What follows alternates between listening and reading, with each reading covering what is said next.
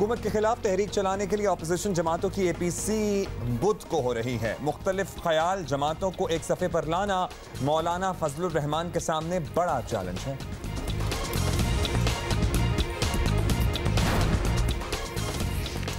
और IBA में ज़ेर तालीम कराची के रिक्शा ड्राइवर की बेटी मुस्कान और उनके वालिद अमजद आज हैं जियो पाकिस्तान के मेहमान।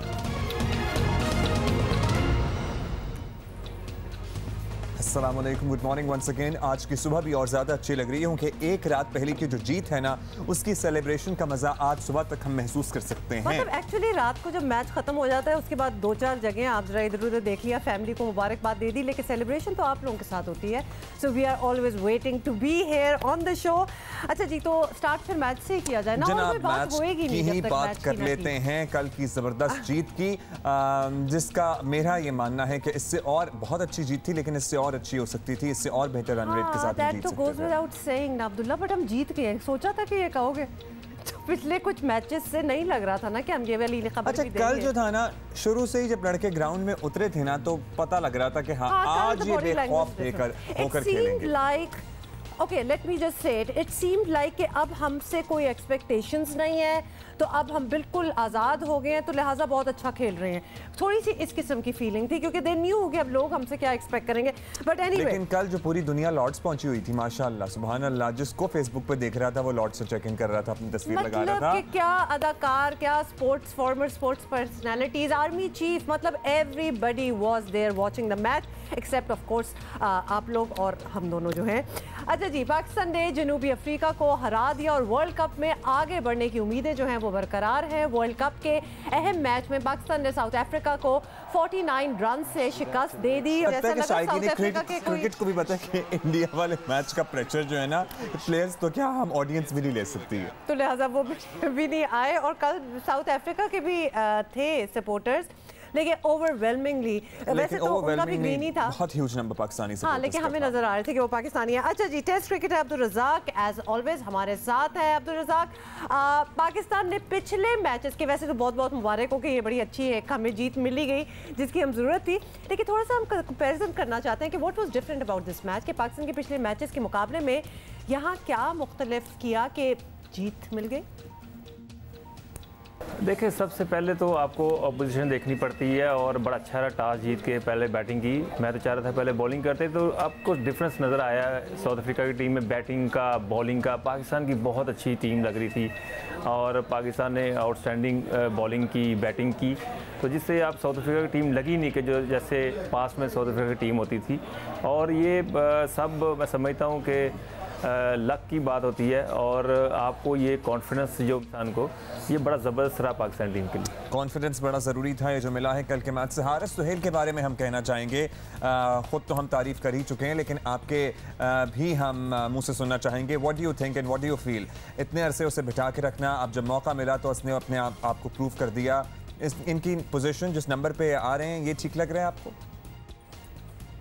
देखिए, बात ये है कि जब पहली बैटिंग होती है तो बड़ा मुश्किल होता है किसी भी बैट्समैन की परफॉर्मेंस को आप हाईलाइट करना। ठीक है, वो टीम के लिए खेले, स्ट्राइकर बहुत अच्छा था, नीडेड थी, अगर वो परफॉर्म ना करते तो पाकिस्तान के लिए मुश्किल होती।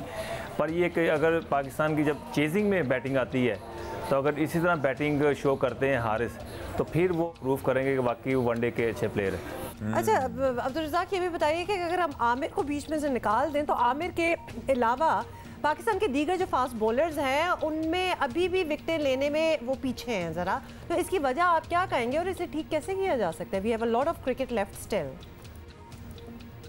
देखिए, स्ट्राइक बॉलर जो होते हैं वो एक या दो ही होते हैं, और जैसे कि पाकिस्तान टीम में भी स्ट्राइक बॉलर जो है मोहम्मद आमिर है, वहाब रियाज जो है वो कंटेनर हैं, वो कंटेन रन्स करते हैं। जब रन्स कंटेन करते हैं, बैट्समैन चांस लेते हैं तो उनका विकेट देते हैं, तो ये एक बड़ा अच्छा साइन होता है। जैसे मोहम्मद आमिर को नया बॉल करना पड़ता है, तो इसलिए मोहम्मद आमिर ही बॉलर हैं जो पाकिस्तान को इसलिए विकेटें लेके दे रहे हैं। अच्छा रज़ाक, हम जानना चाहेंगे आपसे कि सरफराज अहमद बैटिंग में तो बहुत नीचे आए हैं, लेकिन उनकी कप्तानी में थोड़ी एग्रेशन हमें कल नज़र आई है। इस जीत से उनके एतमाद में, उनके कॉन्फिडेंस पे ज़ाहिर है सर्टनली इजाफा हुआ होगा। अगले मैचेस में क्या एक्सपेक्ट रखें? इसी तरह से उन्हें आगे बढ़ना होगा, इसी तरह से एग्रेशन दिखाना होगा? देखिए डिपेंड करता है ऑपोजिशन पे। जब आप साउथ अफ्रीका जैसी वीक टीम से मैच खेलते हैं जो अभी इस टूर्नामेंट में अच्छा परफॉर्म नहीं कर रही, तो आपको रिलैक्स नहीं होना चाहिए। अच्छी टीम अच्छी बॉलिंग के साथ आपको अच्छी बॉलिंग अच्छी बैटिंग करनी पड़ती है। ये नहीं भूलना चाहिए कि आपको अच्छी क्रिकेट खेलनी पड़ती है, क्योंकि अच्छी टीमें आपको इतनी जल्दी इतने मौके नहीं देती जितना साउथ अफ्रीका ने आपको ईजीली बॉलिंग दी, जिस तरह खुले रन दिए। अच्छा जी, finally let's talk about the upcoming matches. अगले मैचेस में इस टीम कॉम्बिनेशन के बारे में आप क्या कहेंगे कि इसके साथ ही जाना चाहिए या शाहीन आफरीदी और हफीज़ पर नज़रसानी करना होगी? देखिए हफीज़ को बिल्कुल ड्रॉप नहीं करना चाहिए, वो अब टीम के मेन प्लेयर हैं। और शाहीन शाह भी देखें, उनको जैसे भी उन्होंने बॉलिंग की 4-5 मैचों के बाद उनको मौका मिला, पर ये कि अब उनको खिलाना चाहिए। फिर भी आपके पास ऑप्शन है, अगर आप शाहीन शाह की जगह हटते हैं तो मैं समझता हूँ बड़ा अच्छा फैसला होगा। बहुत शुक्रिया अब्दुल रज़ाक हमारे साथ मौजूद थे। जनाब कल यस वी एक्सेप्ट निस्बतन कमज़ोर हरीफ था, कमज़ोर अपोजिशन थी। साउथ अफ्रीका की टीम इतना अच्छा परफॉर्म नहीं कर रही है, लेकिन एट द सेम टाइम हमें इस कॉन्फिडेंस की इस जीत की बड़ी अशद ज़रूरत थी। जब हम वार्म अप मैच में अफगानिस्तान से हार सकते हैं तो फिर ये तो फिर साउथ अफ्रीका था।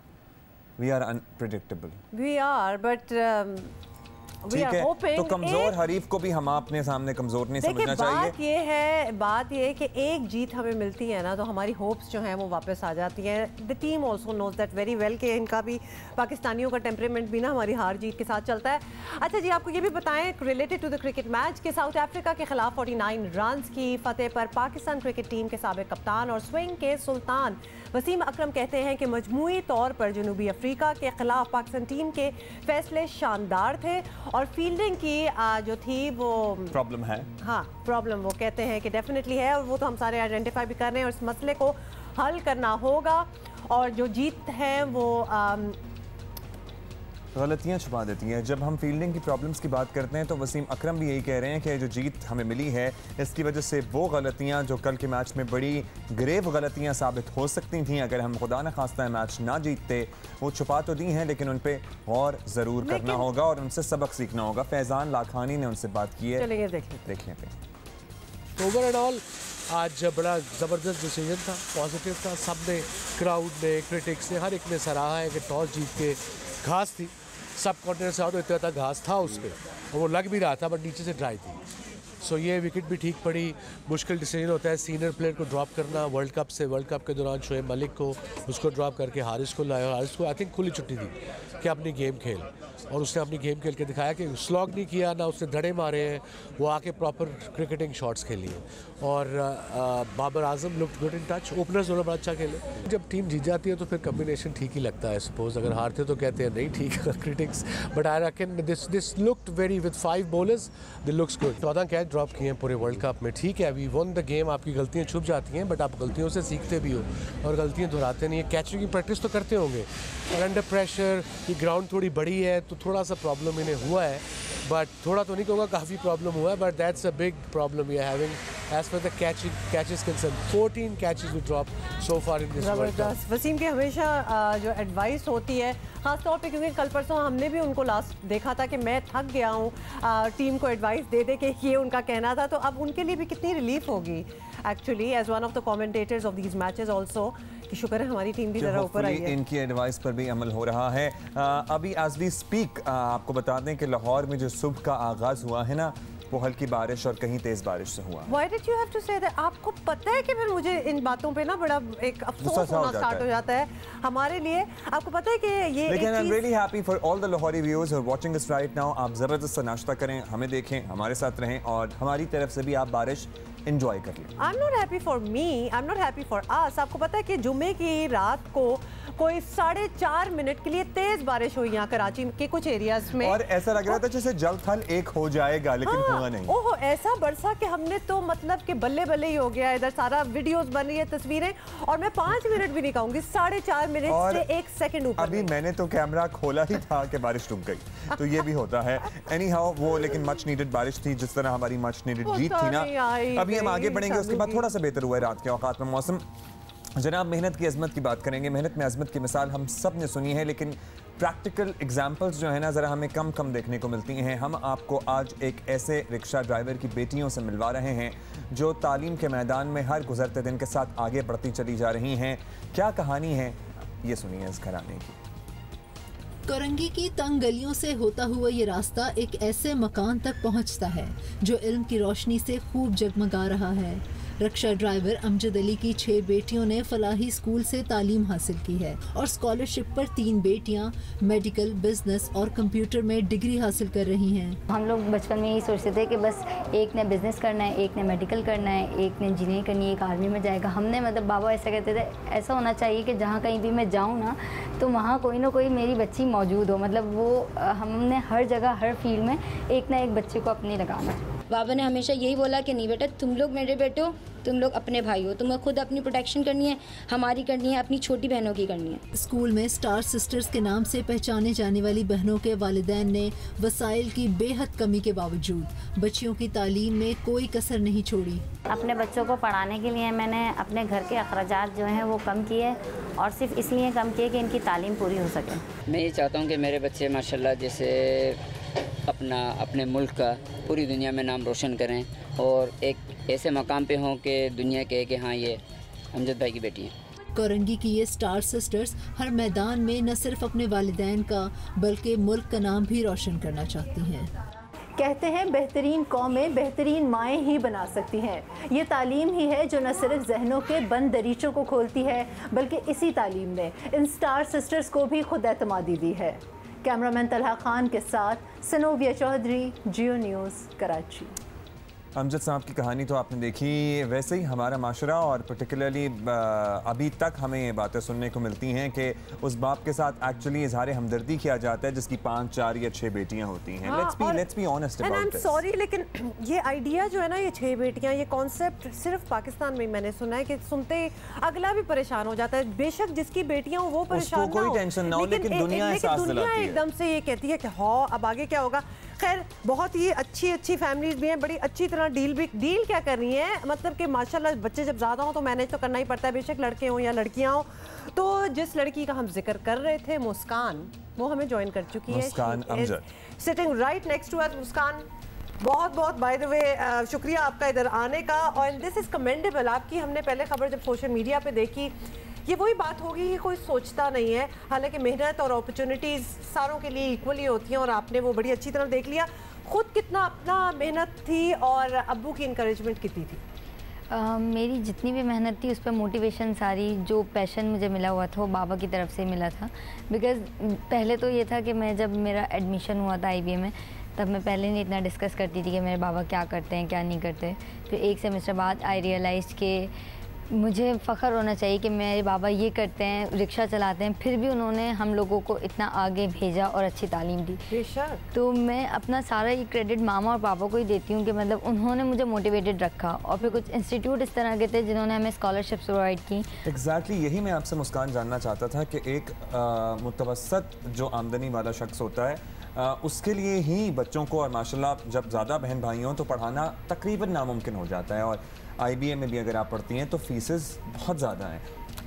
ये किस तरह मैनेज होता रहा इतने अरसे? पहले मैं TCF में पढ़ती थी, स्कूलिंग वगैरह मेरी TCF से हुई। तो TCF भी एक ऐसा इदारा है जो कि द सिटीजन्स फाउंडेशन। जी, बहुत दफ़ा भी की है और रिप्रेजेंटेटिव्स भी आए हैं। अच्छा, तो इस वजह से वहाँ मुझे स्कॉलरशिप्स वगैरह मिली। फिर इसके अलावा IBA का एक NTHP प्रोग्राम होता है जिसमें वो पूरे पाकिस्तान से बच्चों का एक असेसमेंट टेस्ट होता है, बच्चों की सिलेक्शन होती है, फिर इंटरव्यूज़ होते हैं, फिर वो IBA में ही प्रिपरेशन कराते हैं IBA के एप्टीट्यूड टेस्ट। वंडरफुल। तो उसके थ्रू मेरा एडमिशन हुआ IBA में। तो अब मैं 150% स्कॉलरशिप में IBA में BS इन कंप्यूटर साइंसेस कर रही हूँ। और 2 साल इनके मुकम्मल हो चुके हैं और बस थोड़ा सा ही डिग्री का हिस्सा रह गया।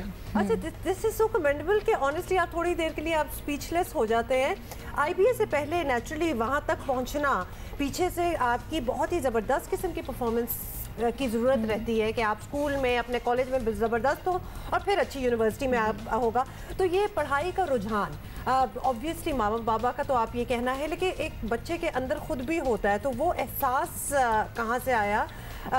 कैसी एनवायरनमेंट थी जहाँ आप ग्रो अप हुए? इर्द गिर्द भी बाकी कजन्स वगैरह भी पढ़ाई के बड़े शौकीन रहे हैं, बेशक अपॉर्चुनिटीज़ बाद में मिली हो या नहीं, लेकिन उस वक्त स्कूल के लेवल तक पढ़ाई बड़ी इंपॉर्टेंट थी।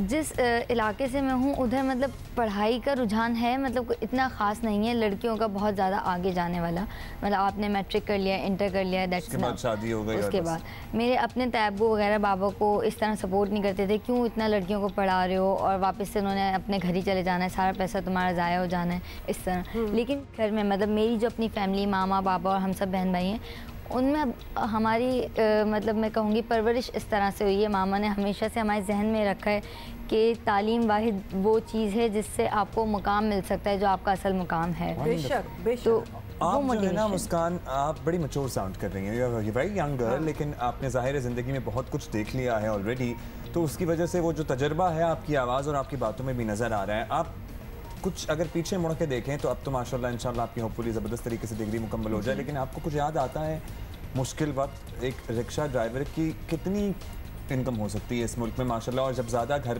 के मेंबर्स हों, कुछ ऐसा वाक़या याद आता है कि जब माँ बाप ने अपना सब कुछ सैक्रिफाइस करके सिर्फ आप पे तवज्जो दी और सब कुछ आप पे लगा दिया? जी, ऐसे बहुत सारे वाक़यात हैं जो हमारी ज़िंदगी में गुजरे हैं। जब ऐसा हुआ था, बाबा हमारी पहले उससे पहले दुकान होती थी, उस शॉप में जब आग लग गई थी तब हम काफ़ी ज़्यादा मतलब माली हालात हमारे ख़राब हो गए थे। फिर उसके बाद से बाबा ने रिक्शा चलाना शुरू किया, तो काफ़ी दौर ऐसे आए कि जब हमें लगता था कि मतलब अब तो कुछ नहीं हो सकता। एक दफ़ा हम लोगों ने हमारा जो घर है उस पर हमारे तैबू ने केस भी कर दिया था, हम रेंट पे रहने लगे थे। तो जब एक वक्त ऐसा आया था कि हम सारी बहनों ने बाबा को बोला था कि हम एक काम करते हैं, हम सब मिलके कुछ जॉब करते हैं, कोई भी काम करते हैं, सबका लोन उतारते हैं, फिर हम वापस से पढ़ाई कंटिन्यू करेंगे। तो लेकिन उस वक्त भी मेरे बाबा ने बोला था ये आपका मसला नहीं है, आपने सिर्फ पढ़ना है, आप लोगों ने अभी इन सब चीज़ों को देखना ही नहीं है। और बाबा कोशिश ये करते हैं कि हमें वो चीज़ें ना बताएं जो उनके साथ हो रही हैं। मुस्कान, आपसे बात करके हमने ये डिसाइड कर लिया कि नेक्स्ट टाइम हम मुस्कान को बुलाएंगे तो बाबा का आना बहुत ज़रूरी है, क्योंकि माशाल्लाह जो तरबियत वहाँ से आई है और जो विजडम वहाँ से आई है, ये वाकई बच्चों को यही कहा जाता है कि अपने दिमाग को इस तरफ ना लगाओ, ये हमारा मसला है, we'll take care of it, और आप वो करो। और माशाल्लाह फिर देख ही लिया कि बच्चों ने क्या क्या नाम कमाया है। Best of luck Muskan, lovely having you over. आपको हम सोशल मीडिया पे तो बिल्कुल सही कहा है कि छा जाओ, और बस सोशल मीडिया पे हम आपको देख रहे थे, छा जाना है, अब नहीं मुड़ के देखना पीछे। बहुत ही खुशी हुई, व्हाट एन इंस्पिरेशन। मुस्कान जैसे बच्चे जब इस किस्म के एग्जाम्पल्स हमारे सामने आते हैं तो दिल खुश हो जाता है। क्या पाकिस्तान क्रिकेट में हारे या जीते व्हाटएवर, बच्चे हमारे इतने ज़हीन हैं और क्या नाम कमा रहे हैं, तो दैट्स तो फिर बाकी बच्चों के लिए भी इंकरेजमेंट होनी चाहिए जो हमें देख रहे हैं, जो शायद वसाइल की कमी की शिकार हैं और कुछ करने का सोच रहे हैं। कोई चीज़ आपको नहीं रोक सकती, अगर आपके पास विल है तो आप आगे बढ़ते चले जाएंगे।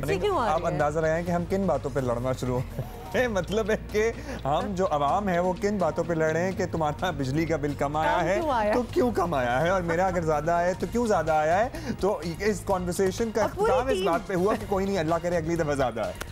कितनी बुरी है, कितनी बुरी दुआ है ना आजकल। ऑनेस्टली ये वाली बददुआएं मुझे बहुत ही बुरी लगती है, और माशाल्लाह हम पूरी टीम ये डिस्कस करें किसका बिल ज्यादा है। नहीं, हमारी बात एक्चुअली ये थी कि लगता है कि अगली दफा ज्यादा आ जाए, क्योंकि इस दफा कमाए कोई गलती हो गई है। यही तो, इसीलिए तो मुझे क्वेश्चन मार्क है कि मेरा कैसे कम आ गया, लेकिन आई एम नॉट क्वेश्चनिंग। अच्छी बातों पे हम सवाल नहीं करते हो कि इलेक्ट्रिक वाले जरा ये प्रोग्राम देख जल्दी से आगे बढ़ो, स्क्रैच दैट, आगे बढ़ो।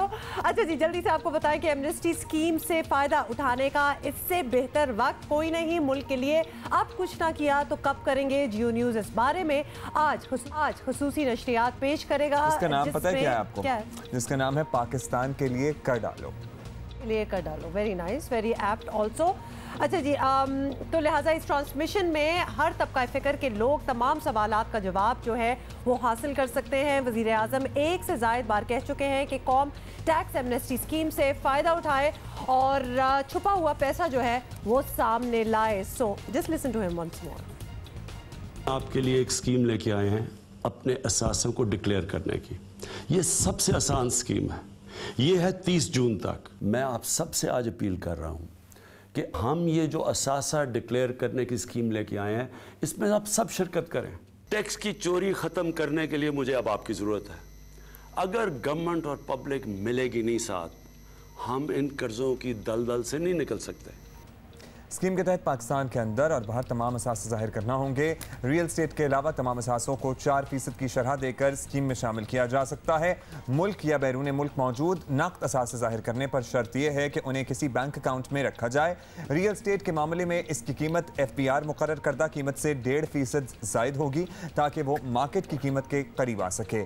30 जून तक स्कीम में शामिल होने का मौका दिया गया है और इसमें हर पाकिस्तानी शहरी हिस्सा ले सकता है और मुस्तकबिल की परेशानियों और टेंशन्स और बेसुकूनी की नींद जो है ना वो उससे बच सकता है, क्योंकि जब आपको ये सारी टेंशन्स रहेंगी कि भाई हम कल पकड़े जाएंगे या परसों पकड़े जाएंगे तो आप जिंदगी तो सुकून से नहीं गुजार सकते। कम से कम सोचें, मतलब ये ऑनेस्टली इन अ सेंस सोचा जाए तो एक जरिया निकला है कि आपको वो पीस ऑफ माइंड, जो कि टेंशन ऑब्वियसली हर चीज़ के साथ एक टेंशन चल रही होती है, तो वो पीस ऑफ माइंड आपको प्रोवाइड किया जा रहा है कि आप डिक्लेयर कर दो, कोई कुछ नहीं कहेगा।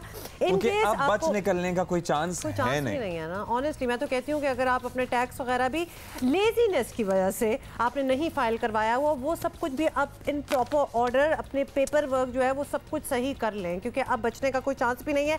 एनीवे, जो आपके सवालात हैं, जो आपको टेंशन्स हैं, जो आप जानना चाहते हैं, वो आपको इस ट्रांसमिशन पाकिस्तान के लिए कर डालो। इसमें आपको सब पता चल जाएगा, सब कुछ समझ आ जाएगा। अच्छा जी, ये तो आप कर सकते हैं पाकिस्तान के लिए, लेकिन और क्या कुछ हो रहा है सियासी फ्रंट पे, ये हम आपको और भी बताते हैं कि हुकूमत मुखालिफ तहरीक चलाने के लिए अपोजिशन जमातों की ऑल पार्टीज कॉन्फ्रेंस बुध को होगी, यानी परसों होगी। बड़ी जमातों के अंदर नजरियाती तकसीम ने मुश्तरका तहरीक का मौलाना फजलुर रहमान का टास्क और मुश्किल बना दिया है। मौलाना फजलुर रहमान कुल जमाती कॉन्फ्रेंस को नतीजा खेज बनाने के लिए पुरअज़्म तो हैं, लेकिन 26 जून को कुल जमाती कॉन्फ्रेंस इस्लामाबाद में मुनक़द हो रही है, जिससे हमने तमाम सियासी जमातों को दावत भी दी है और इंशाअल्लाह इन नए हालात में मुल्क जिस तरफ जा रहा है, बल्कि रियासत जाते जाते गिरती चली जा रही है, इसको तहफ़्फ़ुज़ देने के लिए हमने एक नया बयानिया तश्कील देना होगा और उस नए बयानिए के साथ हमें आगे बढ़ना होगा। और दूसरी जानिब कायदे हिज़्ब इख्तिलाफ शहबाज शरीफ भी कह चुके हैं कि तमाम अहम फैसले APC में किए जाएंगे।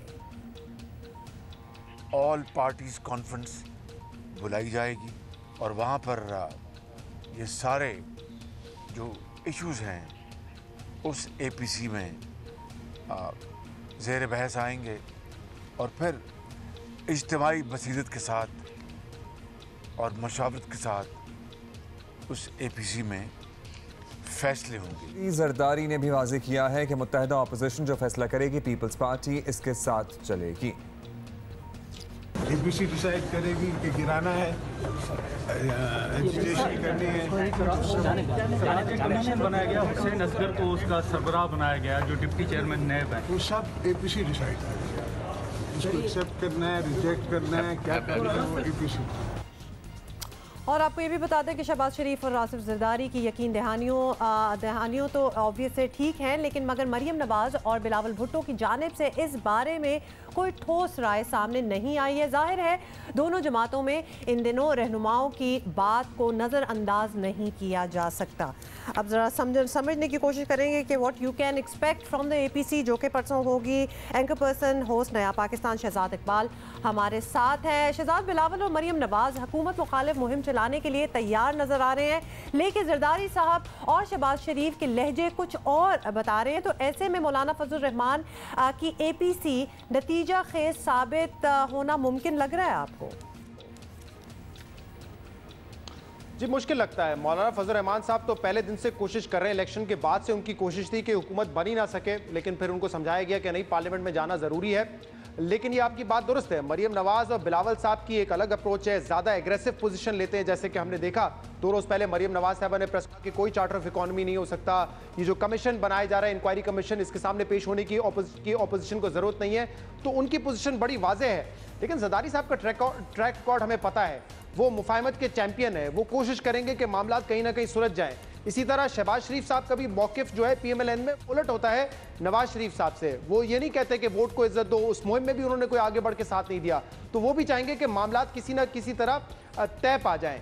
और इस पर जरदारी साहब तो खुद भी कह चुके हैं कि बिलावल साहब बड़ी एग्रेसिव पोजीशन लेते हैं, मेरी पोजीशन थोड़ी सी ठंडी होती है। यहाँ पे दूसरी तरफ हम देख रहे थे कि शहबाज शरीफ साहब बड़े कीन थे कि कोई मिसाक मईशत हो जाए, लेकिन उस पर मरियम नवाज साहबा ने कहा ये मुमकिन नहीं है। तो ये बात दुरुस्त है, क्योंकि पार्टी में हम देख रहे हैं कि मुख्तलिफ सोच है, जो कि जमहूरियत में कोई बुरी बात भी नहीं है, लेकिन इस मुख्तलिफ सोच की वजह से ऐसा लगता है कि इस APC का नतीजा कोई बहुत पॉजिटिव नहीं होगा मौलाना फजल रहमान साहब के लिए। अगर वो समझते हैं कि सारी ऑपोजिशन इकट्ठा हो जाएगी और सड़कों पे निकल के हम धरना दे देंगे, मफलूज कर देंगे सिस्टम को, तो एटलीस्ट मुझे फिलहाल ये होता हुआ मौलाना फजल रहमान साहब की क़यादत में। अच्छा शहजाद, अगर इस APC के नतीजे में कोई टाइमलाइन सामने आ जाती है, फॉर दैट मैटर एहतजाज का प्लान ही बन जाता है, तो हुकूमत को इसे संजीदा लेना चाहिए या नहीं? क्योंकि अब तक तो वो इसे बड़ा खतरा एक्चुअली मान नहीं रहे हैं। देखिए, वैसे तो हुकूमत के पास और ख़ासतौर पे तहरीक इंसाफ की हुकूमत के पास बताने के लिए आवाम को बहुत कुछ है कि ये देखें सारे जो पार्टीज़ थी, जो रिवायती पार्टीज़ हैं, ये इकट्ठा हो गए हमारे खिलाफ, सारे चोर हमारे खिलाफ इकट्ठा हो गए, तो अपने वो तो ये सेल करने के लिए बड़ा अच्छा है। लेकिन आम तौर पे जो हुकूमत होती है, जब पार्टी हुकूमत में होती है, तो उसकी कामयाबी यही होती है कि अपोजिशन डिवाइडेड रहे। अगर वो डिवाइडेड रहेंगे तो जाहिर सी बात है वो एक बड़ी स्ट्रेंथ के साथ सड़कों पे नहीं निकल सकते या मुखालफत नहीं कर सकते। तो तहरीक इंसाफ की हुकूमत की अप्रोच तो ये होनी चाहिए कि किसी ना किसी किस्म का डिवाइड अपोजिशन में रहे, और अगर ये डिवाइड नहीं रहता और ये सारी पार्टी सड़कों पे निकलती हैं, कोई ऐसा प्लान बन जाता है जिसके इम्कान मुझे फ़िलहाल कम नज़र आते हैं, तो यकीनन तहरीक इंसाफ के लिए मुश्किल होगी, क्योंकि इस वक्त मुल्क को, तहरीक इंसाफ की हुकूमत को, इस मईशत को स्टेबिलिटी चाहिए। गैर यकीनी की सूरत हाल होगी तो मईशत और ज़्यादा मुतासर होगी, और मेरे ख्याल से इस बात का ख्याल हम सबको करना चाहिए, चाहे अपोजिशन में हो, चाहे मीडिया में हो, चाहे हुकूमत में हो।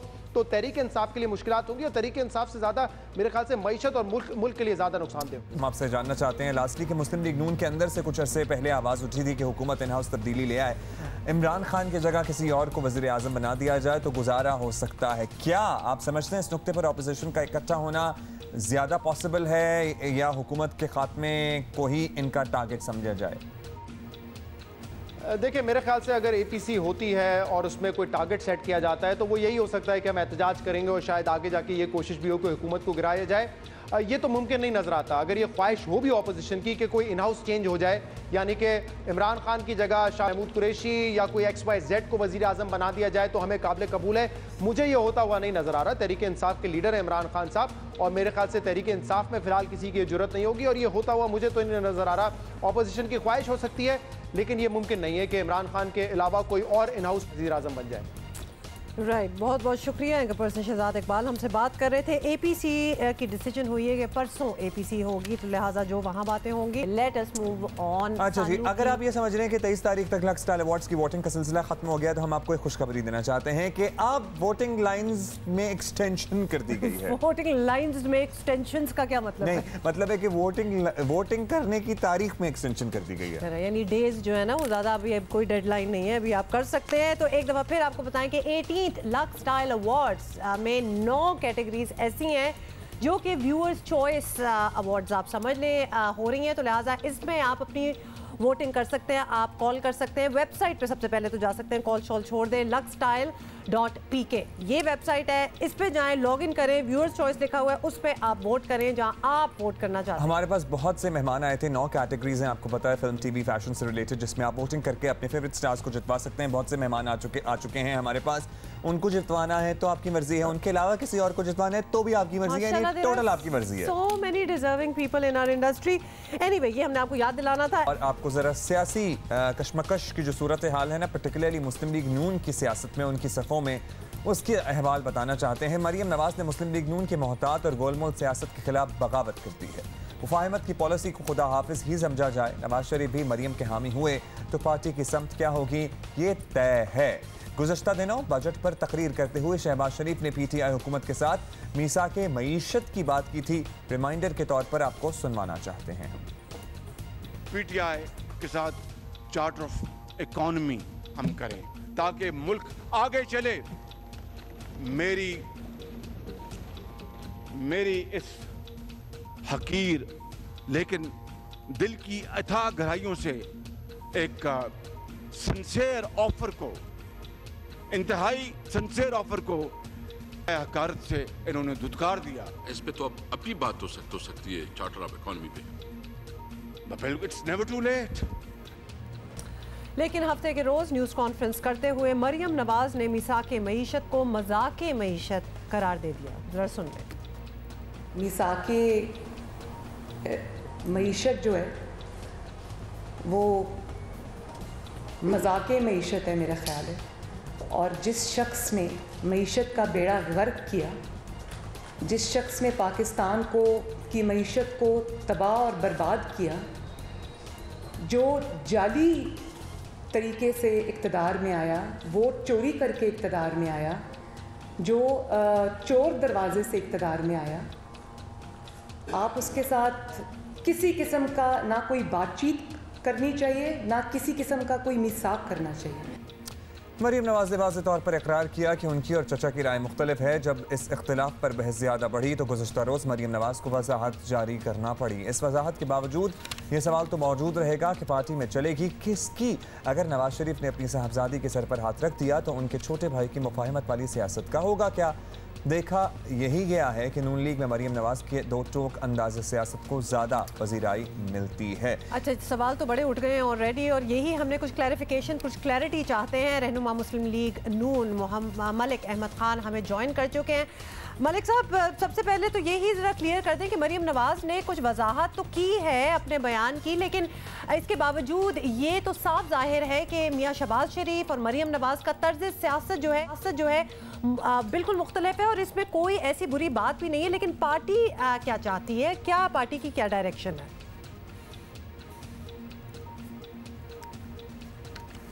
जी देखिए, बहुत शुक्रिया हुमा। मैं जो आपने बात की, मैं इस पर बिफोर गोइंग टू जो आपके सवाल हैं, मैं एक बात की थोड़ी वजाहत करना ज़रूरी समझता हूँ। देखिए, ऑनेस्टली स्पीकिंग, पार्टी के अंदर होते हुए हमें आज तक ये तासुर नहीं है कि शहबाज साहब में या बड़े मियाँ साहब में या फॉर दैट मैटर मरीम बीबी में किसी किस्म की भी कोई ऐसी पोजीशन हो कि वो दोनों किसी अलग जगह पर खड़े हों। ये कतई तौर पर गलत तासुर है। कुछ डिसप्रोपोर्शनेट हुआ, इस तरह से ये ऐसे गया कि शायद शहबाज साहब नॉर्मली बड़ी मज़ामती सियासत नहीं करते। ये दुरुस्त है, वो नहीं करते, वो मुफाहमती सियासत करते हैं। वो अपने एक मुद्दा रखते हैं, वो अपनी एक बात करते हैं, और अगर पार्टी लीडरशिप यानी मियाँ नवाज शरीफ साहब एक फ़ैसला कर दें कि अब आपने मज़ाहमत करनी है, तो शहबाज साहब सबसे बड़े मज़ामती होंगे। वो क़यादत के फ़ैसले से तो साइड पर नहीं होते। अब ये उनकी एक इशू है, बुनियादी तौर पर एक ऐसी सूरत रखते हैं। लेकिन जब ये चार्टर ऑफ इकॉनमी की बात थी ना, ये थोड़ी सी ज़रा बात को समझने की ज़रूरत है कि है क्या। जब शहबाज साहब ने चार्टर ऑफ इकॉनमी की बात की थी तो उस वक्त ये आज से 8-9 माह पहले की बात है। और जब उन्होंने कहा कि चार्टर ऑफ इकॉनमी करें, क्योंकि लग ये रहा था कि हुकूमत की सिमत दुरुस्त नहीं है, और अगर चार्टर ऑफ इकॉनमी पे बात ना की गई और उनको ना बताया गया तो सिर्फ ये मईशत की बुनियाद पर के कर्ज़े लेके मईशत को बर्बाद कर दिया, इस पर एक नया नैरेटिव खड़ा करेंगे जिससे मईशत का नुकसान होगा।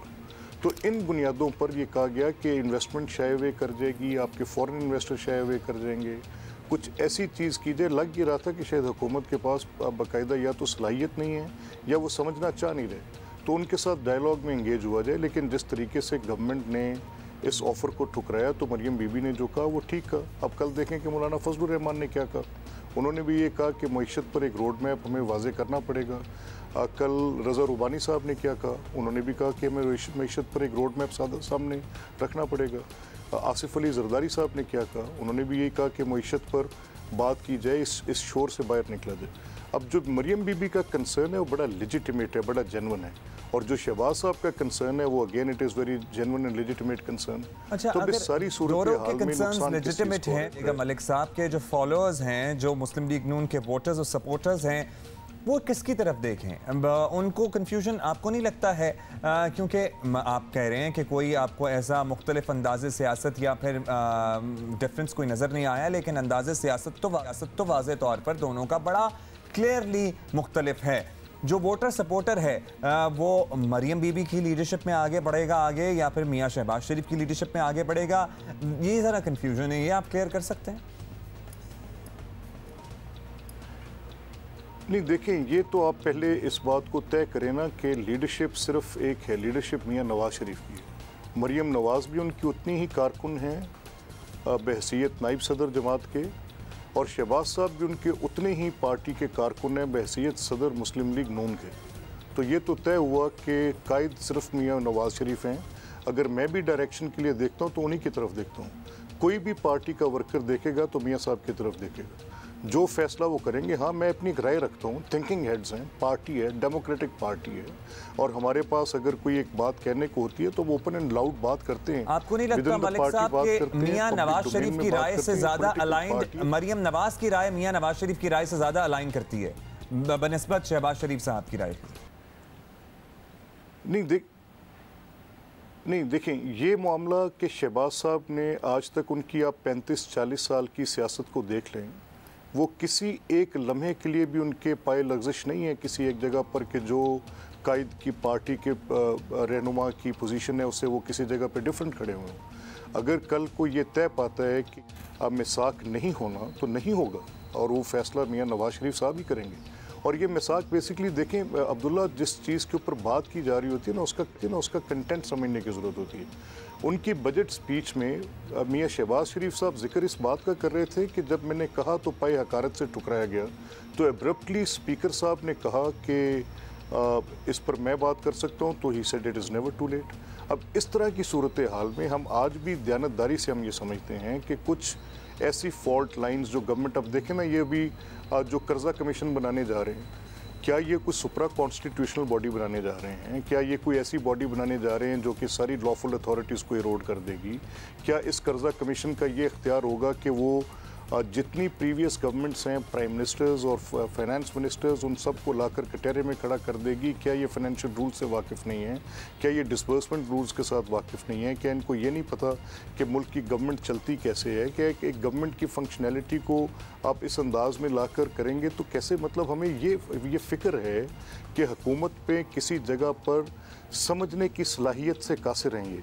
अभी ये जो कर्जा कमीशन है, basically it is one of the most unconstitutional acts which they have done. इसी तरह हम ये कह रहे थे कि जब ये अपनी बात लेकर आ रहे थे कि ये सिंपल टेक्स्ट बुक रीजनिंग पर चले जाते हैं। पाकिस्तान की इकोनॉमी एक बड़ा कॉम्प्लेक्स बिजनेस है। जी मलिक साहब, लेट्स मूव फॉरवर्ड। और अब चूंकि एपीसी का अनाउंस हो ही गया कि परसों होनी है, तो उसके बारे में बात कर लेते हैं कि एपीसी होने वाली है और तय ऑब्वियसली यही पाया है कि इसी में बड़े फैसले किए जाएंगे। तो वहाँ ये फैसला होता है कि ज़ोरदार हुकूमत मुखालिफ तहरीक चलानी है, तो मुस्लिम लीग नून पूरी कुव्वत के साथ इस पर अमल करेगी। देखिए, ये बात आप पहले ये भी देख लें कि हुकूमत की मुखालफत में कतई तौर पर हमें अब कोई आर नहीं है, और ना शहबाज साहब का ये बयानी है कि हुकूमत की मुखालफत नहीं होनी चाहिए। ये तो इनफैक्ट हम पहले दिन से ये कह रहे हैं कि इस हुकूमत के पास ना सलाहियत है। हम ये कह रहे हैं कि इस हुकूमत के ख़िलाफ़ अगर एक्ट नहीं करेंगे तो ये क्रिमिनल एक्ट होगा। हम ये कह रहे हैं अगर हम कोई बात करते हैं जिससे ये तासुर उभरे कि हम चाहते हैं कि एक नॉर्मलसी क्रिएटेड है। फॉर एग्ज़ाम्पल, क्या धरना देना यही इस्लामाबाद को अंडर सीज लाना, सिविल डिसोबीडियंस की तहरीक चलाना, सिविल नाफरमानी की तहरीक चलाना, कैपिटल को सीज़ कर लेना, क्या ये वो मोडस ऑपरेंडाई है जिस पे आप प्रोटेस्ट करते हैं डेमोक्रेटिक कंट्रीज़ में? एक दफ़ा तो गलत हो गया, इमरान खान ने कर दिया, तो क्या इसी अंदाज होगा और फिर अंडर सीज आएगा इस्लामाबाद? अच्छा मलिक साहब, आप अपने साउथ एशियन रीजन की इकोनॉमीज देखें, इसके अलावा आप कह रहे हैं कि और ऑप्शंस पे गौर किया जा सकता है, लेकिन 7% पे ग्रो कर रही है। एक हम आपसे जवाब जानना चाहते हैं कि बहैसियत अपोजिशन रहनुमाओं के और बहैसियत एक ही पार्टी के लीडरान के, मरियम नवाज साहिबा और शहबाज शरीफ साहब, जब हुकूमत की मुखालफत या अपोजिशन की बात आती है, ये दोनों एक ही पेज पर हैं? एब्सोल्युटली। देखिए, हुकूमत मुखालफत में एक तासुर ये है ना कि हम शहबाज साहब का एक मौक़िफ़ ये है फॉरवर्ड टुगेदर का। उसमें वो कहते हैं कि इंस्टीट्यूशनल हार्मनी होनी चाहिए, तासुर नहीं उभरना चाहिए, कहीं पर कोई डिवाइड नहीं नज़र आनी चाहिए, सारे ऑर्गन्स गवर्नमेंट को कॉम्प्लीमेंट, स्टेट को कॉम्प्लीमेंट कर दे। लेकिन जहाँ पर हुकूमत इस अंदाज की हो जैसी तरीके इंसाफ की है, जिनमें ना शऊर हो, जिनमें ना सियासी बूझ हो, जिनके पास ना मईशत को चलाने की कोई सिमत दुरुस्त हो, जिनके पास ना अखलाकी कदरें दुरुस्त हों, और वो सिर्फ एक एजेंडे पर खड़े हों कि हमने दूसरे को गाली देकर अपनी रेलेवेंस रखनी है, तो फिर ऐसे लोगों को जो मईशत का बेड़ा गर्क कर रहे हों, आपके समाजी स्ट्रक्चर का जनाजा निकाल रहे हो, आपकी पूरी सोशल फैब्रिक को वो उधेड़ कर फेंक रहे हो सर, तो फिर अब्दुल्ला कैसे हो सकता है कि इस गवर्नमेंट के खिलाफ कोई भी ज़ईशोर इंसान बाहर नहीं निकलेगा? ठीक है जी, और शहबाज साहब तो ऑपोजिशन लीडर भी हैं, PMLN के प्रेसिडेंट भी हैं सर। बहुत शुक्रिया आपका। बहुत बहुत शुक्रिया। रहनुमा मुस्लिम लीग अहमद खान हमसे बात कर रहे थे। वो जो एक कंफ्यूजन थी कि whether Shahbaz Sharif is taking one line और मरियम नवाज शायद एक और कर रही हैं, क्योंकि दोनों में वजाहत ही होती रहती है। तो मलिक अहमद खान का ये कहना है कि एब्सोल्युटली एक पेज पे हैं दोनों, whatever you might think and whatever you might think. अगर कोई डिफरेंसेस हैं भी तो होगा वही जो मियां नवाज शरीफ चाहेंगे। तो जब जो भी मियां नवाज शरीफ का फैसला होगा वही ये दोनों ऑब्लाइज करेंगे और करेंगे। अभी हम आगे बढ़ेंगे और क्या है आपके पास इन द बैक? अच्छा जी, आपको हमने बताना ये है कि एक बड़ी ही अलार्मिंग सूरत हाल है। हम अक्सर ग्लोबल वार्मिंग और क्लाइमेट चेंज की बात करते हैं, यही मौसमों की सूरत हाल देख लें। गुज़श्ता अगर आप 80s या 90s के दिहाई देखें तो कराची में ये मौसम नहीं होता था जो अब है, या सर्दी में बाज़ इलाकों में इतनी सर्दी नहीं पड़ती थी जितनी अब पड़ती है। और फिर गर्मी में आपको पता है ना, फ्राइडे को हमने आपको एक कंपैरिजन दिया था कि पाकिस्तान के एक शहर और कुवैत के एक शहर का, जहाँ 53 तक टेम्परेचर, मतलब ये पहले कहाँ 53.7 एंड 53.9। तो आप सोच ही लें कि ये पहले कहाँ होता था। तो मतलब पूरा ग्लोबली ये जो है ये वेदर चेंज जो है, क्लाइमेट चेंज ये इफेक्ट कर रहा है। 90s, 70s और 80s की दिहाइयों में अमेरिका ने क्या किया था जी? अमेरिका ने ज़मीन के मुख्तलिफ इलाकों की खुफिया तस्वीर ली थी और अमेरिकी एक सर्वे है, जियोग्राफिकल सर्वे, उसने इन्हें डिजिटाइज भी किया था। वो मेरा ख्याल अभी हम आपको दिखाएंगे। अब किया है एक्चुअली, ये वैसे तो किसी काम नहीं आई, लेकिन कोलंबिया यूनिवर्सिटी की टीम ने 2000 किलोमीटर पर फैले ये जो हिमालय का पहाड़ी सिलसिला है ना, जिसमें 660 ग्लेशियर्स हैं, इसका मुशाहिदा किया। तो वो ये देखकर हैरान रह गए हैं कि 70s और 80s के बनिस्बत अब बड़ी हद तक ये ग्लेशियर्स पिघल चुके हैं। इसी डेटा की बुनियाद पर एक तहकीक भी शाया की गई है, जिसके मुताबिक 1975 से 1975 से लेकर सन 2000 के दरमियान हर साल औसतन 4 अरब टन बर्फ़ पिघल रही है। सन 2000 से 2016 के दरमियान ग्लेशियर्स पर बर्फ़ दुगनी रफ्तार से पिघली है, जिससे हर साल औसतन 8 अरब टन बर्फ़ कम हो गई है। और बर्फ़ टन होने का मतलब है कि समुंदरी सतह में इजाफा, और ज़मीन का बहुत से आपको पता है कि बेशतर जगहों पे तो कितना बड़ा हिस्सा जो है वो समंदर की सतह के नीचे चला गया है, ज़ेरे आब आ गया है। पूरा एक दुनिया का नक्शा तब्दील हो रहा है और ग्लेशियर्स पिघलने का मतलब है कि वाटर रिजर्वायर्स का आपके आहिस्ता आहिस्ता डिप्लीट होना। अच्छा, आपको हमने एक बड़ी इंटरेस्टिंग किस्म की चीज़ दिखानी है और ये एक कहानी है, एक अदद नहीं, एक्चुअली हम शायद कुछ और दिखा रहे हैं। कछुए की कहानी हम आपको ज़रूर दिखाएंगे, लेकिन उससे पहले हम आपको कुछ और बताना चाहते हैं। अच्छा चलें, अगर आप इतना इंसिस्ट कर रही हैं, वैसे मैं BRT मंसूबे की बात करना चाह रहा था, लेकिन वो भी चूंकि कछुए की रफ्तार से ही आगे बढ़ रहा है, इसलिए कछुआ दिखा देते हैं और फिर उसके बाद पेशावर BRT की बात करेंगे, एक ही बात हो जाएगी। मुझे हंसी आ गई। जल्दी से कछुआ देखें, और ये व्हील चेयर कछुआ, ये अमेरिका के जो डॉक्टर्स हैं, ये कछुआ 15 साल का है, माजूर था, पैर नहीं थे शायद उसके, पेड्रो इसका नाम है, और उसको व्हील चेयर इख्तियार करके दी है और उसको ऑब्वियसली एक नई ज़िंदगी मिल गई। देखिए, इस किस्म की कहानियाँ मुझे अच्छी लगती हैं। पेड्रो को जब सैंड्रा टेलर नामी एक खातून ने अडॉप्ट किया तो उसकी एक टांग नहीं थी, और घर लाने के कुछ अरसे बाद ये गायब भी हो गया। और जब ये दोबारा मिला, बिल्कुल, जब मैं दोबारा मिला तो दूसरी टांग भी टूट चुकी थी। और सैंड्रा टेलर जो थी वो फिर भी बहुत अच्छी थी, उन्होंने डॉक्टर के पास लेके गई, डॉक्टर से बात की और डॉक्टर ने इनको टांगों की जगह वो जो पहिए होते हैं ना, as we show you on the screen, वो लगा दिए। एटलीस्ट मोबिलिटी जो है वो हो गई है इस कछुए की। बहुत से इस तरह के कुत्ते देखे हैं जिनको पीछे इस तरह का एक आगे लगा दिया जाता है। कि दुनिया में क्या क्या हो रहा है भाई, मतलब वो एक दर्द ही है ना दिल में। कछुए के लिए भी हो सकता है कि डॉक्टर्स ने एक्चुअली मेहनत करके उसको एक वो आला लगा दिया कि एटलीस्ट मूव अराउंड कर सके। अच्छा, अब कछुए को तो पहिए लग गए हैं, लेकिन पेशावर BRT को कौन पहिए लगाएगा ये बताना अभी मुश्किल है। पेशावर BRT मंसूबे में नकाइस की निशानदही करना प्रोजेक्ट मैनेजमेंट यूनिट को महंगा पड़ गया। हुकूमत ने गलतियां दुरुस्त करने के बजाय यूनिट को ही बंद करने का फैसला कर लिया है। अंदाजा करें, खैबर पख्तूनख्वा हुकूमत ने बस मंसूबा मुकम्मल होने से पहले ही PMU को बंद करने का फैसला कर लिया है। महकमा ट्रांसपोर्ट ने डायरेक्टर प्रोजेक्ट मैनेजमेंट यूनिट को खत लिखा है, जिसमें कहा गया है कि BRT का C4 जमा कराया जाए। साथ ही महकमा एडमिनिस्ट्रेशन को PMU के असास से तहवील में लेने की हिदायत कर दी है।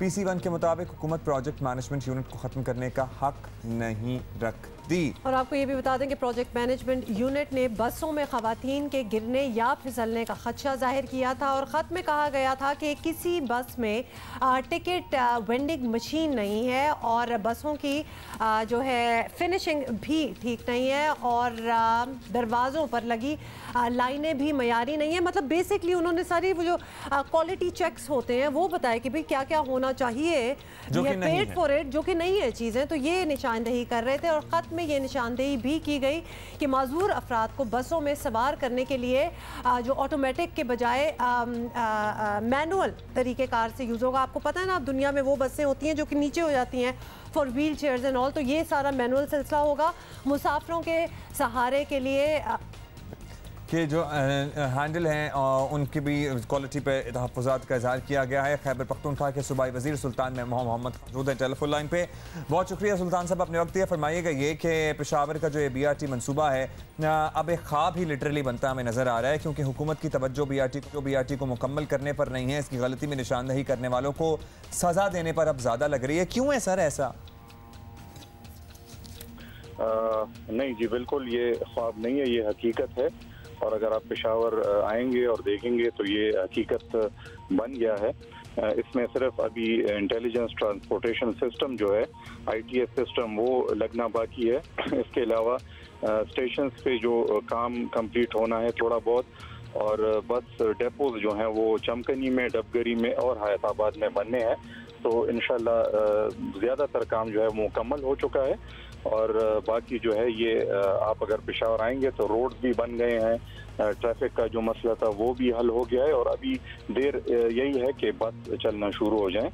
जिस दिन आप इफ्तिताह करेंगे ना, हम आएंगे। कोशिश हमारी यही होगी कि हम बहुत है और खासतौर पे हमारा इस BRT में तो इंटरेस्ट भी 2 है। साल से आने की कोशिश कर रहे हैं कि BRT खुल जाए और हम आए, लेकिन खुल के ही नहीं दे रही। अच्छा Sultan sahab, back to what we were asking you, क्या ये मुनासिब नहीं होगा कि सूबाई हुकूमत BRT में ताख़ीर और प्लानिंग के जो नकाइस के जिम्मेदार लोग हैं उनको खुद सामने लाए और सजा दे? तनकीद करने वालों को कि मुँह जो है वो इसी तरह ही बंद किए जा सकते हैं, उनको सामने ले आए और सुना दें। जो प्रोजेक्ट मैनेजमेंट यूनिट की जो आप बात कर रहे हैं तो ये कोई सज़ा नहीं है इसमें। ये प्रोजेक्ट मैनेजमेंट यूनिट चूँकि एक बहुत बड़ा प्रोजेक्ट है BRT का, तो जब भी इस तरह का बड़ा प्रोजेक्ट होता है तो ये PMU जो है ये बना था और ये एक बहुत बेसिक और रूडिमेंट्री किस्म का एक यूनिट था और है। और इसका जो अपना जो कुदरती इसकी जो लाइफ थी वो 30 जून 2019 को ख़त्म हो रही है। तो हुकूमत इसको ख़त्म नहीं कर रही है, ये खुद ब खुद 30 जून 2019 को ख़त्म हो रही है। दूसरा ये कि अगर हुकूमत ने किसी को सज़ा देनी थी तो जब हमारे प्रोविंशियल इंस्पेक्शन टीम ने कोई रिपोर्ट दी, इस तरह जब और गवर्नमेंट डिपार्टमेंट्स ने निशानदेही की, तो हमने कभी भी उनके खिलाफ कोई नेगेटिव एक्शन नहीं उठाया। अच्छा, आप ये कह रहे हैं कि ये एक यूनिट बनाया गया था प्रोजेक्ट को मैनेज करने के लिए, लेकिन ऑन द कॉन्ट्री ऐसा लगता है कि शायद उन्हें पता नहीं था, क्योंकि प्रोजेक्ट मैनेजमेंट यूनिट वाले कह रहे हैं कि उनकी नौकरियां लपेटी गई, तो वो अदालतों में जाएंगे। अंडरस्टैंडिंग अगर थी उन्हें कि ये टेम्परेरी है, कुछ वक्त के लिए बनाया जा रहा है, तो ऐसा क्यों? अब ऐसी सूरत हाल में क्या लाहे अमल होगा आप लोगों का सर? जी, जैसे कि मैं वादे कर चुका हूं कि इनकी नौकरियां जो हैं वो लपेटी नहीं जा रही हैं। इनका जो कुदरती एक लाइफ था इस प्रोजेक्ट मैनेजमेंट यूनिट का वो जो है 30 जून 2019 को ख़त्म होने वाला है। तो ये एक नेचुरल प्रोसेस है और नेचुरली ये प्रोजेक्ट जब ख़त्म हो जाएगा तो खुद ब खुद ये यूनिट ख़त्म हो जाएगा। इसके अलावा चूँकि ये यूनिट जो है ये ट्रांसपोर्ट डिपार्टमेंट में काम कर रहा है, तो ये सिर्फ वाहिद यूनिट नहीं है। अब ट्रांसपोर्ट इम्प्लीमेंटेशन यूनिट जो है वो PDA के अंदर काम कर रहा है। वो इसके बाद कोऑर्डिनेशन के काम ट्रांसपोर्ट इम्प्लीमेंटेशन यूनिट जो है वो संभालेगा। बाकी PDA इसके ऊपर काम कर रहा है और ट्रांस पेशावर कंपनी जो अभी बन गई है, so that company will take over the operations of running this BRT project। तो मेरे ख्याल में इसमें किसी की नौकरी लपेटने की बात नहीं है। वो एक नेचुरल एक टाइम लिमिट था इस PC1 में, जो टाइम लिमिट था इस यूनिट का वो 30 जून 2019 को ख़त्म हो जाएगा और ये यूनिट सिरे से ख़त्म हो जाएगा। तो इसमें तो अदालत का कोई ऑर्डर भी मौजूद नहीं है और ना अदालत में जाने की इसकी ज़रूरत है। ठीक है जी, बहुत शुक्रिया। खैबर पख्तूनख्वा भाई वज़ीर सुल्तान मोहम्मद खान हमसे बात कर रहे थे and he seemed like everything is according to the timeline और सब कुछ ठीक ही चल रहा है। Nothing is according to the timeline but hopefully जो भी है वो मेरा ख्याल है मुकम्मल हो जाए, बस जल्द ये मुकम्मल हो जाए और ठीक तरीके से मुकम्मल हो जाए। बहुत सी खामियां जिसकी बात की जा रही है, होपफुली ऑपरेशन में जब आए तो उस वक्त ना इनका सामना करना पड़े, चीज ऐसी बने और ऐसी सामने आए कि लोग आशाश कर उठें। हाँ एग्जैक्टली, और लोग भूल जाएं कि क्या हुआ था बीच में और क्या चीजें काम नहीं होगी। अच्छा और लोग कहेंगे हाँ भाई देर तो लगी लेकिन क्या दुरुस्त आए हैं और इन्होंने तो नया स्टैंडर्ड सेट कर दिया है, ये टारगेट होना चाहिए। Actually we are willing for that to happen, क्यों ना हो। पाकिस्तान में तो कोई मतलब ऐसी ही चीजें होनी चाहिए। We need to move on और आब्दी साहब हमें ज्वाइन कर चुके हैं। आब्दी साहब हमारे करियर काउंसलर हैं और आपके सवालों के जवाब देते हैं। हम भी बड़े उनसे सवाल करते रहते हैं, समझने की कोशिश करें। जैसे आज का सवाल है आब्दी साहब, अस्सलाम वालेकुम।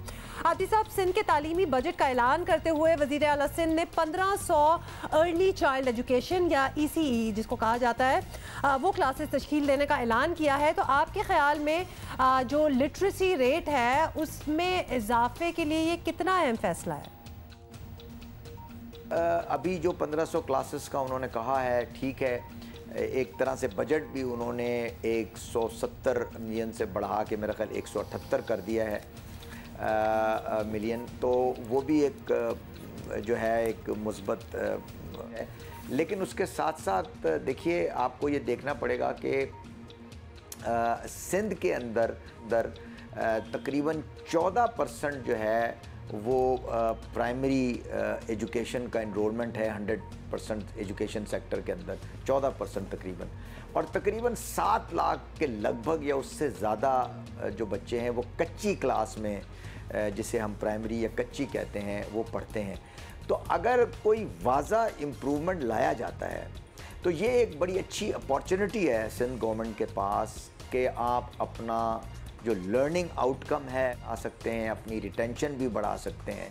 लेकिन देखा ये जाएगा कि आप के पास जो पॉलिसी आप बनाएं उसको इम्प्लीमेंट भी करें, और उसके साथ साथ जो चीज़ें अहम हैं लिटरेसी रेट की तरफ, जिसके अंदर तालीम बालगा भी है और इस किस्म के और प्रोग्राम्स शामिल हैं जो कि मुश्तरका तौर पर लिटरेसी रेट को इम्प्रूव।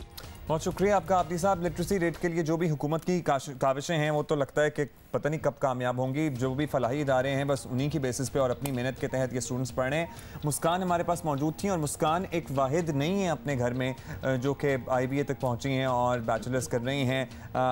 उनकी जो सबसे बड़ी बहन है वो डाउ से डॉक्टर बन रही हैं। बिल्कुल, और एक बहन जो है वो BBA भी कर रही हैं। और जल्दी से हम आपको बता दें, earlier in the first hour of Geo Pakistan एक रिक्शा ड्राइवर हैं, उनकी माशाल्लाह 6 बेटियां, 1 बेटा है। और बेटियां मतलब क्या पढ़ रही हैं, तो एक बेटी मुस्कान को हमने आज दावत दी हुई थी जो कि IBA में पढ़ रही हैं और ज़बरदस्त। और हम तो सारी बच्चियां ये स्कॉलरशिप लेके पढ़ रही हैं, आगे बढ़ रही हैं। अभी हम आगे बढ़ेंगे और दोबारा से आपको याद कराएंगे कि जनाब 23 जून, हम 23 जून कह रहे थे ना कि लक्स स्टाइल अवार्ड्स की वोटिंग आप 23 जून तक कर सकते हैं, तो हमने भी रिक्वेस्ट की, आपने भी भरपूर जोर लगाया, फरमाइश की, और अब 1 हफ्ते के लिए ये एक्सटेंड कर दी गई है डेट कि आप मजीद 1 हफ्ता अपने स्टार्स को वोट कर सकते हैं। बिल्कुल जी, लक्स स्टाइल अवार्ड्स की बात हो रही है। 18th लक्स स्टाइल अवार्ड्स 18 साल से ऑलरेडी हो रहे हैं। इस बार 9 कैटेगरीज ऐसी हैं जो कि व्यूअर्स चॉइस हैं, जिनके लिए वोटिंग का अब्दुल्ला जिक्र भी कर रहे हैं। तो व्यूअर्स चॉइस हैं, व्यूअर्स आप हैं, आराम से लॉग इन करें जी। इनकी वेबसाइट है luxstyle.pk, इस पे लॉग इन करें, जितनी दफ़ा चाहते हैं करें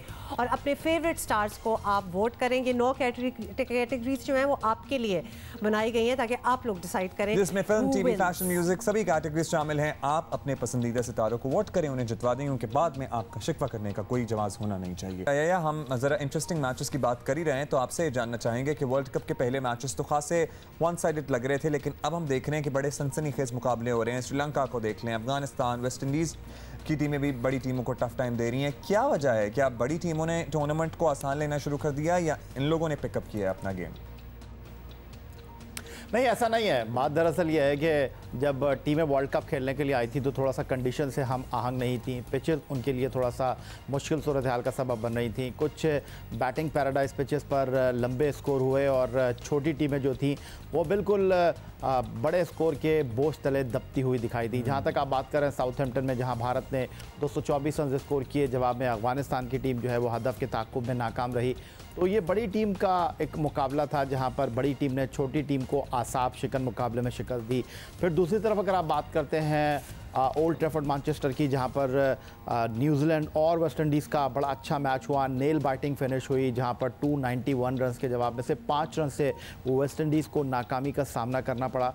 तो आपको ऐसे मैच अब आने वाले मैचों में देखने के लिए मिलेंगे जहाँ पर छोटी टीमें जो कि अब इस टूर्नामेंट में सेट हो गई हैं, लेकिन अब उनका टूर्नामेंट में सफ़र ख़त्म हो गया है, वो बड़ी टीमों को टफ टाइम देंगी। और ऐसा नहीं है कि बड़ी टीमें रिलैक्स हो गई हैं, बड़ी टीमें जो हैं अब छोटी टीमों से मुकाबला कर रही हैं, क्योंकि अब टूर्नामेंट आगे बढ़ रहा है, टीमों की स्ट्रेंथ को अंडरस्टैंड किया है दीगर, तो ऐसे मैचेस आपको देखने के लिए मिलेंगे। अच्छा ये तो आपने बड़ी छोटी टीमों का बता दिया। हमारा कंसर्न सिर्फ पाकिस्तान के साथ ही है, तो पाकिस्तान को भी बांग्लादेश, अफगानिस्तान और न्यूजीलैंड से खेलना है। इन टीमों के जो आखिरी मुकाबले थे वो बड़े कांटे के हमने देखे हैं, कांटे के निकले। तो क्या पाकिस्तान को हौसला लेना चाहिए, डरना चाहिए, प्रिपेयर करना चाहिए अपने आप को, क्या करें? अब देखें 3 मैचों की आप जो बात कर रहे हैं, बर्मिंघम का एडवेस्टर क्रिकेट ग्राउंड न्यूजीलैंड से मुकाबला होगा आपका, वो एक बड़ा मैच होगा जहां जीत के लिए सिर्फ आपको सोचना होगा, खेलना होगा। फिर अगर आप लीड्स के हेडिंग्ले क्रिकेट ग्राउंड की बात करते हैं तो वहाँ पर अफगानिस्तान की टीम से आपका मुकाबला है, जो कि वार्म अप मैच में आपको ब्रिस्टल पर हरा चुकी है। लेकिन मैं जिस मैच को बड़ा समझ रहा हूँ वो है 5 जुलाई को लॉर्ड्स के मैदान पर बांग्लादेश के साथ आपका मैच है। बांग्लादेश की टीम इस टूर्नामेंट में बहुत अच्छा खेली है और इंग्लैंड के साथ उन्होंने बड़ा अच्छा मैच खेला, अगरचे वो हार गए लेकिन उन्होंने 350 से ऊपर स्कोर वाले मैच में 333 रन स्कोर किए। फिर उन्होंने कमाल परफॉर्मेंस दी, बहुत ही उम्दा खेल का मुजाहरा किया, वेस्ट इंडीज़ को उन्होंने हराया, 329 रन चेस किए। तो के साथ आपका अच्छा मैच होने जा रहा है। Thank you so much. जी हमसे बात कर रहे थे। अच्छा जी, टाइम बिल्कुल ख़त्म हो रहा है, लेकिन एक खुशखबरी भी हमने आपको दिखानी है और कुछ तस्वीरें भी आपको दिखानी है। आपको पता है यस्टर ईयर्स एक्ट्रेस अंजुमन पाकिस्तान में सारे बड़ी अच्छी तरह उनको याद करते होंगे। सुल्तान रही और अंजुमन की जोड़ी क्या मशहूर धमाकेदार जोड़ी थी। मूवीज़ थी उनमें अंजुमन ही होती थी लीड एक्ट्रेस। उन्होंने दोबारा शादी की है, अंजुमन की तस्वीरें सामने आई हैं और बड़ी खूबसूरत लग रही हैं अभी भी दुल्हन बन के। एंड नहीं शायद यकीन करेंगे, she is 64 years old. Really? Yes, she is mashallah 64 years old and she is looking still stunning. और लकी अली एक फिल्म प्रोड्यूसर स्लैश एक्टर हैं जिससे इन्होंने शादी की है। So wishing you a very happy married life and nobody should be lonely. इसलिए हमें बड़ी खुशी हुई कि इन्होंने शादी की है। अंजुमन आप कराची आए तो हमारे पास आइएगा शो में। See you guys tomorrow inshallah. Bye.